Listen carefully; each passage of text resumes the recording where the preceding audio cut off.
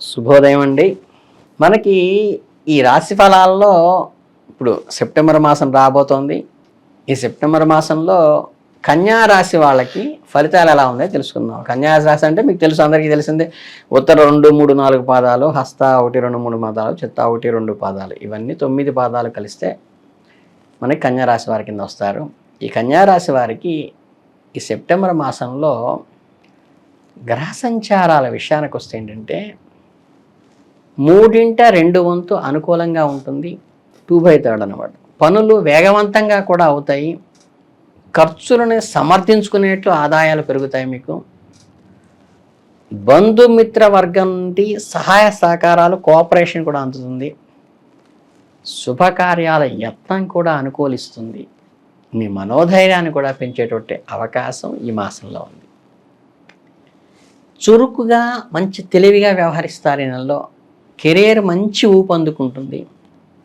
మీ సంభాషణ నైపుణ్యం ఏదైతే ఉందో, ఇంటలెక్చువల్ వొకాబులరీ, ఇది మీ పనితీరుపై సానుకూల ప్రభావం చూపిస్తుంది. అలాగే ఈ పోటీ పరీక్షలు, కాంపిటేటివ్ ఎగ్జామ్స్ రాసేవాళ్ళకి కానీ, ఇంటర్వ్యూస్కి అటెండ్ అయ్యే వాళ్ళకి కానీ ఈ సమయం మంచి అనుకూలమైన విషయంగా చెప్పవచ్చు. విద్యార్థులకు కూడా ఈ నెల అనుకూలంగా ఉంటుంది. కష్టపడి చదివితే మంచి ఫలితాలు సాధిస్తారు.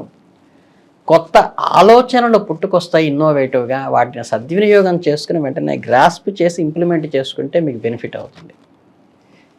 ఈ సెప్టెంబర్ 4 తర్వాత ఏంటంటే కొంచెం నిరుత్సాహంగా ఉంటుంది. ఏకాగ్రత లోపించినట్లుగా కూడా అనిపిస్తూ ఉంటుంది. ఈ సమయంలో కొత్త ప్రాజెక్టులు ఏం ప్రారంభించకుండా ఇప్పటికే రన్నింగ్లో ఉండి మెయింటైన్ చేస్తున్న వాటి మీద దృష్టి పెట్టి డెవలప్ చేసుకోవడం మంచిది. కుటుంబ సభ్యుల సహకారం లభిస్తుంది. ఇంట్లో ఆహ్లాదకరమైన వాతావరణమే ఉంటుంది. కుటుంబ సభ్యులతో మీరు సమయం వెచ్చించేటువంటి అవకాశం కూడా నెలలో వస్తుంది. ముఖ్యమైన నిర్ణయాలు తీసుకునేటప్పుడు మాత్రం ఇన్నర్ సర్కిల్లో కుటుంబ సభ్యుల సలహా తీసుకోవటం మీకు చాలా అవసరం. ఇకపోతే సెప్టెంబరు 18 తర్వాత ఏంటంటే కుటుంబ సభ్యులతో కొన్ని చిన్నపాటి విభేదాలు సెప్టెంబర్ 18 తర్వాత వస్తాయి. వాటిని అన్నెసరీగా పెద్దవి చేసుకోకుండా కొంచెం సామరస్యంతో సంయమనం పాటిస్తే, లౌక్యం పాటిస్తే సరిపోతుంది. ఈ నెలలో వచ్చేసి ప్రేమ వ్యవహారాలు ఎవరైతే ఉంటాయో కొన్ని అప్ అండ్ డౌన్స్గా ఉంటాయి. Wave length. మీ మనసులో ఏమన్నా స్పష్టంగా చెప్పటము, క్లారిటీగా క్లియర్గా చెప్పండి. అపోహలకి, అనుమానాలకి ఎక్కడ తావివ్వకండి. కొన్నిసార్లు మీకు మీ ప్రేమైన వ్యక్తి ఒకరినొకరు అర్థం చేసుకోవడంలో ఇబ్బంది అయితే కలుగుతుంది. అలాంటప్పుడు ఓపికగా వ్యవహరించి మనసు విప్పి మాట్లాడుకుంటూ ఎదుటివారి మనసును అర్థం చేసుకుంటూ ముందుకెళ్తే ఈ నెలలో అవసరం. ఇక ఆదాయానికైతే ఏం లోటు ఉండదు. కొత్త ఆదాయ మార్గాలు కూడా వస్తాయి. పెట్టుబడులు కూడా లాభాన్ని ఇస్తాయి. అవితే ఆల్రెడీ ఎగ్జిస్టింగ్లో ఉన్నవే పెట్టుకోండి. అనవసరమైన ఖర్చులు పెరిగేటువంటి అవకాశం ఉంది. బడ్జెట్ వేసుకుని ఖర్చు చేయటం మంచిది. సెప్టెంబర్ 4 తర్వాత ఖర్చులు పెరిగే అవకాశం ఉంది కాబట్టి ఆర్థిక విషయాల్లో ఆచితూచి వ్యవహరించండి. ఆరోగ్యం బాగుంటుంది. మీ శక్తివంతంగా, ఉత్సాహంగా ఉంటారు. కొత్త వ్యాయామాలు ప్రారంభించండి. ఆరోగ్యకరమైన అలవాట్లను, వాకింగ్ని అలవాటు చేసుకుంటే కూడా ఈ నెలలో ప్రారంభిస్తే మంచిది. ఇక ఈ రాహు, కేతు ఛాయాగ్రహాల వల్ల ఏంటంటే చిన్నపాటి అనారోగ్యాల సమస్యలు తలెత్తవచ్చు. ఇండైజేషన్ కానీ, హెడేక్ కానీ లాంటివి కూడా ఏర్పడవచ్చు. సరైన ఆహారము, నిద్ర, వ్యాయామం ద్వారా వీటిని నివారించుకోవడానికి మీరు ప్రయత్నిస్తే మంచిది. అలాగే ఈ మాసంలో అబ్డామిన్కి రిలేటెడ్గా ఏమన్నా ఇబ్బందికరమైన పరిస్థితులు వచ్చినప్పటికీ కూడా ఆహారంలో మార్పులు చేసుకోవడం ద్వారా దాన్ని అధిగమించి సమీకృత బ్యాలెన్స్డ్ డైట్ తీసుకోవడానికి ప్రయత్నించండి. ఇక ఈ నెలాఖరికి వచ్చినట్లయితే ఆడిట్లో కానీ, అకౌంటెంట్ రంగాల్లో పనిచేసే వాళ్ళకి ఒత్తిడి పెరుగుతుంది. ప్రత్యేకంగా ఆర్థిక సంవత్సరం ముగింపు, పన్ను సీజను, కీలక నిర్ణయాల్లో ఈ రంగాల్లో నిపుణులు పెరిగిన పనిభారం వల్ల ఈ అదనపు ఒత్తిడి ప్రమోషన్లు లేదా జీతం పెంపు వంటి వృద్ధి అవకాశాలు కూడా ఇంప్లిమెంట్ అయినప్పటికీ కూడా బర్డెన్గానే మారుతుంది.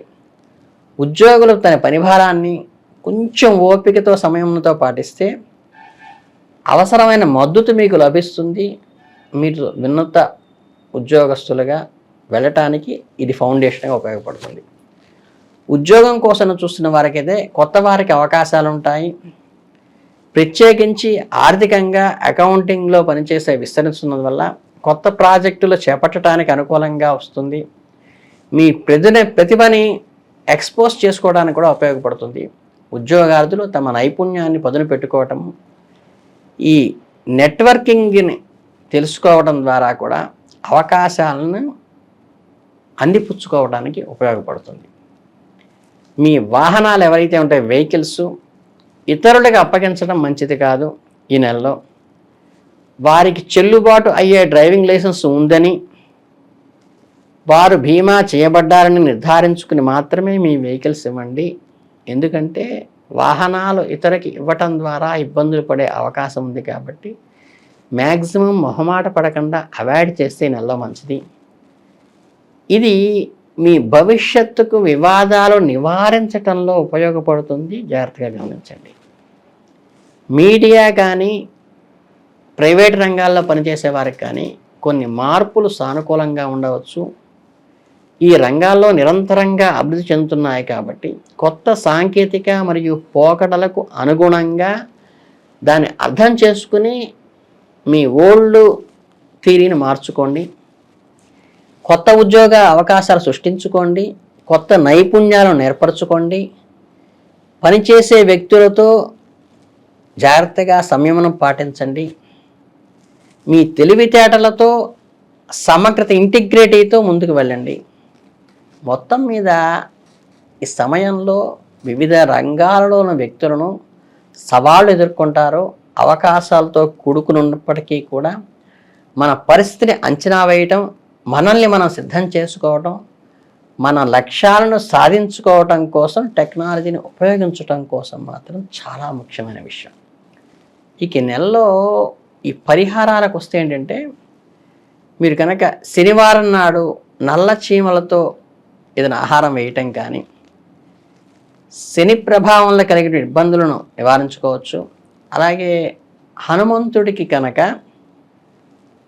మీకు తైలాభిషేకం చేసి మళ్ళీ రాయిని శుద్ధి చేసి అర్చన చేయటం ద్వారా కనుక మీకు ఈ శని దోష నివారించుకోవచ్చు. అలాగే దేవాలయ పరిసరాల్లో ఉన్నటువంటి దీపారాధనలో మీరు నూనె వెతికెళ్ళి నింపటం వల్ల ఏంటంటే కూడా శని దోష నివారణ నుంచి బయటపడవచ్చు. ఈ చిన్న రెమెడీ చేసుకుంటే అద్భుతంగా ఈ మాసం ముందుకెళ్తుందనే విషయాన్ని మీకు అందరికీ తెలియజేస్తూ ధన్యవాదాలు.